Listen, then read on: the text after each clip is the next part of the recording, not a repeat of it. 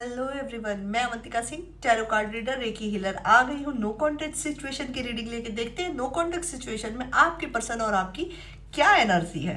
तो गाइज अपने अपने पर्सन का नाम चैंटिंग कर लीजिए। देखते हैं क्या एनर्जी निकल के आती है। नो कॉन्टेक्ट सिचुएशन में क्या हाल है आपके पर्सन का और क्या हाल है आपका। 4 कार्ड आपके, 4 कार्ड आपके पर्सन के। पहले लूंगी मैं आपके कार्ड। तो जी, ओफ ओफ ओफ ओफ ओफ ओफ, जी हाँ, 4 ही आए हैं। मेरे लेफ्ट साइड पे आपकी एनर्जी को रखती हूँ मैं। ओके, नहीं 5 कार्ड आ गए हैं तो मैं लूँगी लोग। ओके जी, किंग ऑफ वॉन्ड्स की एनर्जी उनकी है। अब आपके पर्सन के लिए कार्ड निकालते हैं। 2 कार्ड और यूनिवर्स, बाद में बताऊंगी मैं क्यों हंस रही हूँ।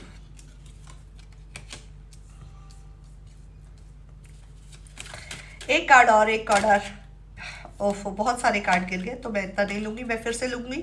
आपको ये बता दूं कि ये एनर्जी रीडिंग है। जब कभी भी आपके सामने आएगी कुछ ना कुछ गाइडेंस इसमें होगा। और टैरो कार्ड रीडर हो, रेकी हीलर हो या एस्ट्रोलॉजर, किसी में ऐसी ताब नहीं होती कि वो किसी भी पर्सन को डिस्क्राइब कर सके। ये सिर्फ यूनिवर्सल गाइडेंस होता है और वो भी प्रैक्टिस और हमारे गुरु की कृपा होती है और ऊपर वाले का आशीर्वाद होता है, जिसकी वजह से ये जो चीज़ है आप तक बताई जाती है।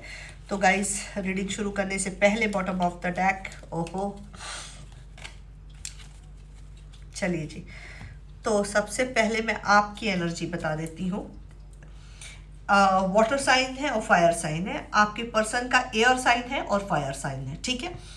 तो कैप्रिकॉन, नहीं sorry, Cancer, Pisces, Scorpio, okay, Aries, Leo, Sagittarius, ठीक है। और इसे Gemini, Libra, Aquarius and Aries, Leo, Sagittarius इधर भी है, ठीक है। तो सोलमेट कनेक्शन में है, बहुत लोग सोलमेट कनेक्शन में है। इक्वल गिव एंड टेक है, इक्वल प्यार है।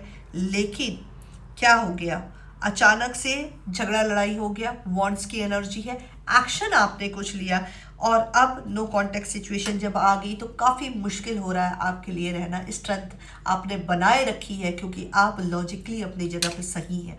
तो जिन लोगों से भी रीडिंग रेजोनेट हो रही है बताएं, हाँ डेफिनेटली न्यू बिगनिंग चाहती है।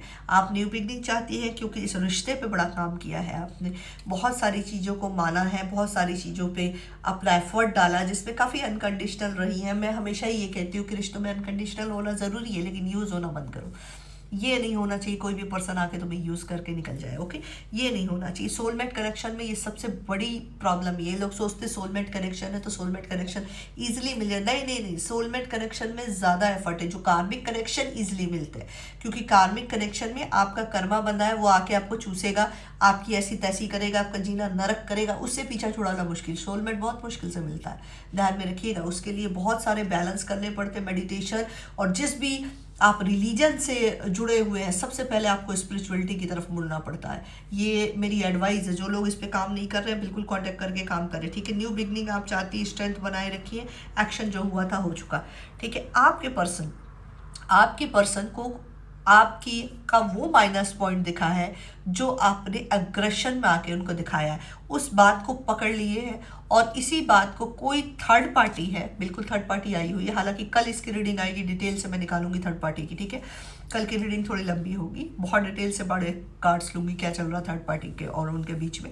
तो थर्ड पार्टी ने उनको काफ़ी अच्छे से मैनिपुलेट किया हुआ है और ये वही देख रहे हैं जो थर्ड पार्टी इनको दिखाना चाहती है, ठीक है। फाइनेंशियल चीज़ों को बैलेंस कर रहे हैं थर्ड पार्टी। मुझे बहुत तगड़ी इंट्यूशन है कि इनकी फैमिली है, ठीक है, जो आप लोगों के बीच में रोड़ा मन कट की। कल भी यही एनर्जी आई थी, कल की रीडिंग में या परसों की रीडिंग में शायद यही एनर्जी आई थी।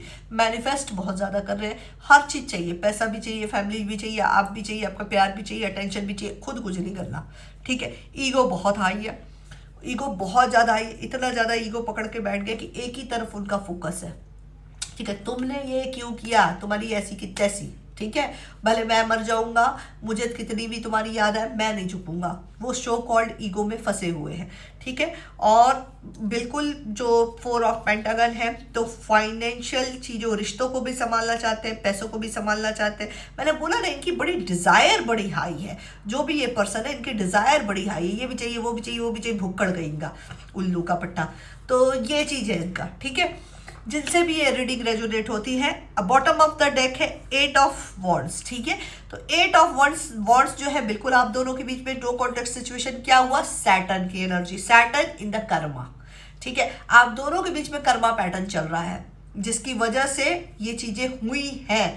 तो कर्मा को क्लीन कीजिए, बहुत जरूरी, ग्राउंडिंग करिए, बार बार आपसे कहती हूँ ग्राउंडेड करिए, सॉरी हो, अंदर से माफी मांगो, क्योंकि नहीं पता यार कि हम कहाँ पे गलत हो जाते, कोई भी हो।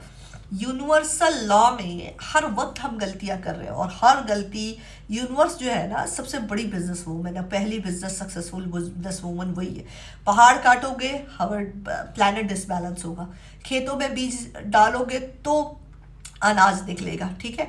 तो वो गिव एंड टेक है, कोई नेचर में कोई माफी, 2 डिपार्टमेंट होते हैं, एक होता है नेचर, दूसरा होता है स्पिरिचुअल, ठीक है। स्पिरिचुअल जो सुपर नेचुरल पावर, हमारा रब है, हमारा अल्लाह, हमारा गुरु गोविंद है, हमारे भोलेनाथ है, जिसको भी हम मानते हैं वो है, वहाँ माफी की गुंजाइश है। लेकिन सेकंड डिपार्टमेंट जो यूनिवर्स है, वहाँ माफी की कोई गुंजाइश नहीं, वहाँ गिव एंड टेक है।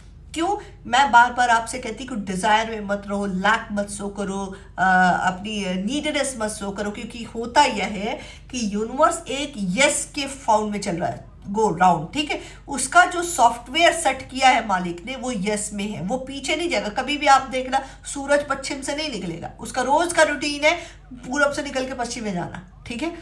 तो प्लैनेट भी अपनी धुरी पे घूम रहा है, तो आपको वो फ्रीक्वेंसी समझता, नेचर क्या समझता है, फ्रीक्वेंसी।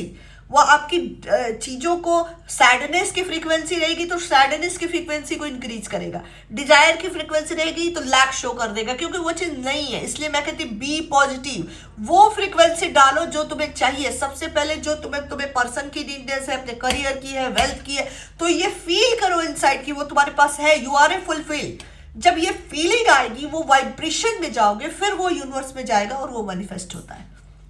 समझ रहे हैं? इसका पूरा प्रोसेस एक बार में नहीं आता, क्योंकि उसके लोग कहते हैं कैसे करें, तो उसके लिए ही मैं जब बात करती हूँ, या जो भी टैरो रीडिंग के लिए आता है, तो एक मैं एज ए प्रोफेशनल उनसे डील नहीं करती, कभी नहीं डील करती। मैं हमेशा कहती हूँ कि मेरी कंसल्टेंसी फ्री है भाई।